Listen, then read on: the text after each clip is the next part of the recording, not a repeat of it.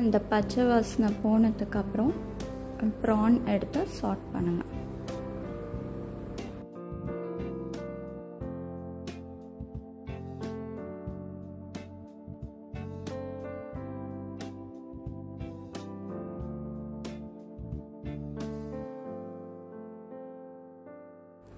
இப்போ கொஞ்சம் சால்ட்டும் டொமேட்டோ கட் பண்ணி வச்சுருக்கிறத போட்டு விடணும். நல்லா இதையும் நல்லா ஸ்மாஷ் ஆகிற வரைக்கும் சாட் பண்ணணும்.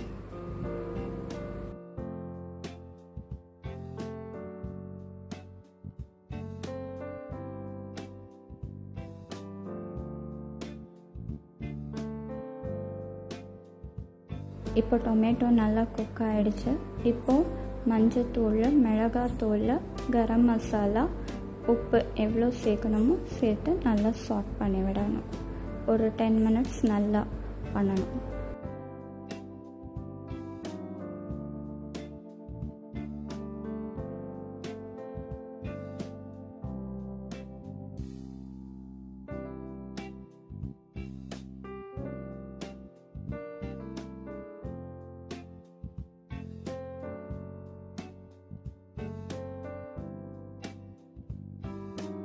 இப்போ நல்லா குக்காகி வந்திருக்கு. ஸோ இந்த இடத்துல நம்ம ரெண்டாவதாக எடுத்து வச்சுருக்க தேங்காய் பாலை எடுத்து ஊற்றி நல்லா சாட் பண்ணி விடணும்.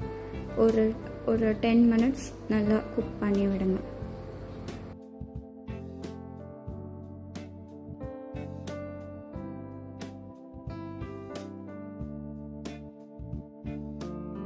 மாதிரி திக் கன்சிஸ்டன்சிக்கு வரும்போது மொதல் தேங்காய் பாலையும் ஊற்றி விடுங்க.